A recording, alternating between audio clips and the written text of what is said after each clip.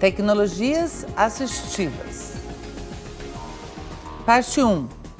Conceituando a tecnologia assistiva.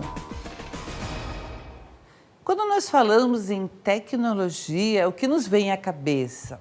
Nos dias atuais, computador, internet. Computador e internet, né? Mas, gente, tecnologia, ela não é só, claro, a internet, o computador fazem parte, realmente, atualmente, eu acredito que seja o que tem maior número, não tenho dúvida disso. Mas tudo e qualquer recurso é tecnológico. Os meus óculos são um recurso tecnológico, o giz no qual eu escrevo no quadro é um recurso, a tesoura é um recurso, o papel é um recurso. Então, veja, a tecnologia não se limita apenas ao computador, mas é claro, é óbvio que ele é a ferramenta mais usada e que está nos ajudando significativamente.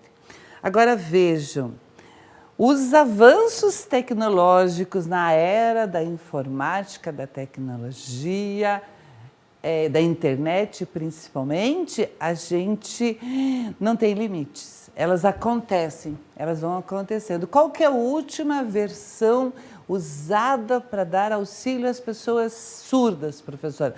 Não vou dizer, porque se eu disser agora, vocês sabem que daqui a 2 minutos, daqui a um dia, daqui a um ano, já vai estar ultrapassado. Eu dava aula falando em Orkut, eu não ouso mais falar em Facebook, Orkut, essas coisas, porque o avanço tecnológico se dá de uma forma tão acelerada que a gente sempre acaba ficando ultrapassado e isso é muito bom, isso é muito importante para a nossa formação. Saber que sempre há novidades tecnológicas e saber também que quando a gente fala em tecnologia, a gente não precisa necessariamente estar falando do computador. O que eu preciso fazer? Caminhar com isso junto. Eu vou usar os recursos fornecidos pela informática, por essa tecnologia específica, mas vou continuar usando o meu lápis, o meu apontador, a minha borracha, a minha régua, o meu giz principalmente, né? Então, a gente trabalha às vezes em escolas que tem um quadro digital e ao lado você tem o teu pedacinho de giz, que acaba sendo um recurso tão primitivo. Então, vamos entender o que significa tecnologia assistiva em especial.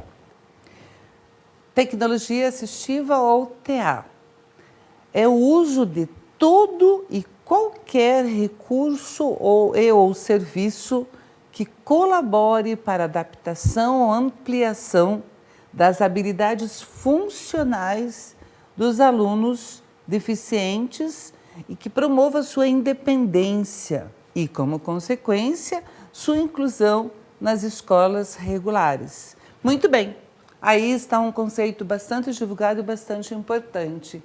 Todo e qualquer recurso, toda e qualquer adaptação entra dentro da tecnologia assistiva. E pasmem vocês, a gente não daria conta de falar tudo que já existe, principalmente frente ao suporte tecnológico do computador. O computador já proporciona, já existem programas específicos para atendimento de pessoas cegas, né? Os computadores falam, eles conseguem escrever para pessoas surdas, para pessoas com deficiência física, com pessoas com deficiência cognitiva, enfim. Já existe o computador adaptado para as diferenças das crianças. Isso que eu acho bem bacana, as possibilidades, as diferenças. O computador, com todo o seu suporte tecnológico, ele se adapta às diferenças das crianças, né? E essa diversidade enorme que existe, isso é bem bacana. Mas eu não posso esquecer que às vezes esse recurso aqui falha. Às vezes, aonde a gente vai, ou no momento em que a gente está, não tem luz, não tem acesso, não tem rede, não tem, enfim, não funciona. E mesmo tendo essa ferramenta perto de mim, eu tenho que fazer uso de outras.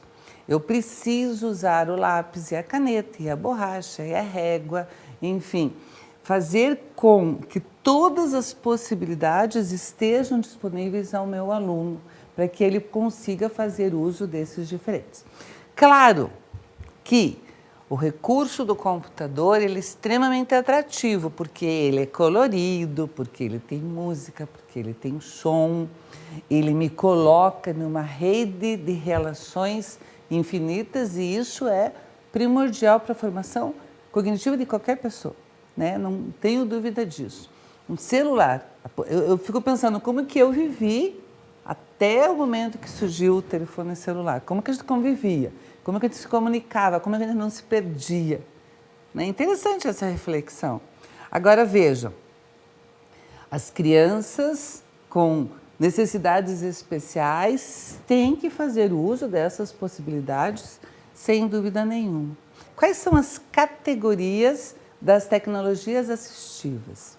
Elas servem para auxílio da vida diária, ela também serve para comunicação aumentativa, recursos de acessibilidade ao computador, sistema de controle de ambiente, projetos arquitetônicos para acessibilidade, orteses e próteses, adaptação postural de mobilidade para cegos ou com visão subnormal e para surdos, adaptação em veículos, enfim, tudo e qualquer forma de atendimento que facilite o acesso e principalmente a independência dessa criança com necessidade especial, né, no meio das pessoas ditas normais. Então, qualquer recurso usado faz parte da tecnologia assistiva,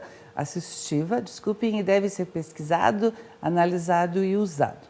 Se vocês fizerem uma pesquisa, vocês vão perceber realmente que as possibilidades são muitas. O que nos preocupa é o acesso a essas possibilidades. Trazer esses recursos para o meu aluno, um aluno que eu tenho, um aluno real, e que dele faça uso, esse aluno use esse recurso. E eu consiga fazer essa aproximação, o uso desse recurso, com o meu objetivo cognitivo e pedagógico. Isso daí é tudo muito legal, é tudo muito bacana, mas eu não posso esquecer que dentro da sala de aula, e esse é o nosso objetivo, qual que é a minha especificidade? Trabalhar com os saberes elaborados, os saberes cognitivos, as aproximações historicamente construídas do conhecimento humano. Então, não me adianta eu ter um computador de última geração com todos os recursos possíveis se isso não vai me ajudar que o meu aluno aprenda, estude, domine aquele determinado assunto do qual eu estou dando aula, do qual a gente se propôs a ensinar para os alunos. Assim, cabe a nós fazermos essas aproximações. Às vezes, o aluno vai aprender muito mais lendo um livro. Às vezes, o aluno vai aprender muito mais copiando um texto. Às vezes isso acontece. Eu sei que esses recursos, eles são muito usados, às vezes até meio sem saber por quê, né? Eu me questiono, por que às vezes que a gente faz o aluno fazer cópia? Será que realmente precisa fazer cópia? A cópia pela cópia, não. É claro que não, não justifica.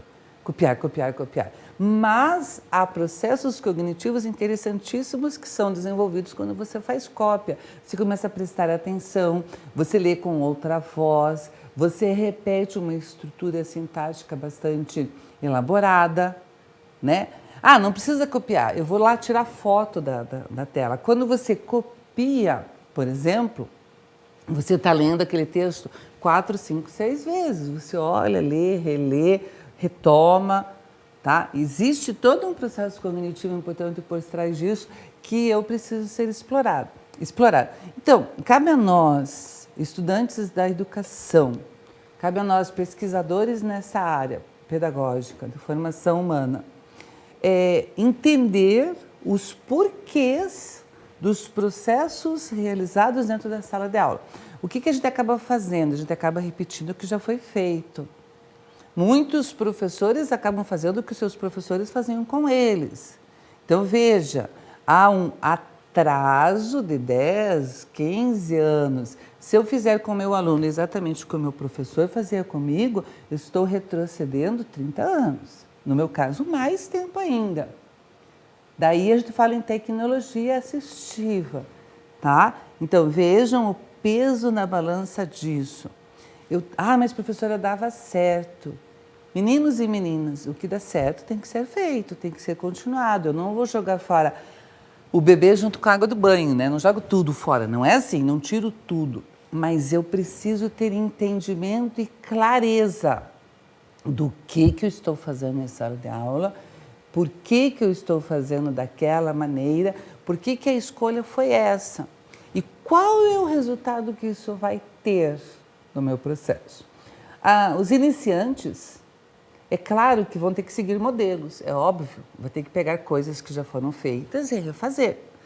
Mas depois que você faz uma ou duas vezes, você vai começar criando as suas próprias experiências e vai acabar desenvolvendo os seus próprios caminhos. Então, avalie-se. O tempo todo perceba essa técnica, esse procedimento. Deu resultado positivo? Se isso aconteceu, você está no caminho certo e é por ele que você deve continuar.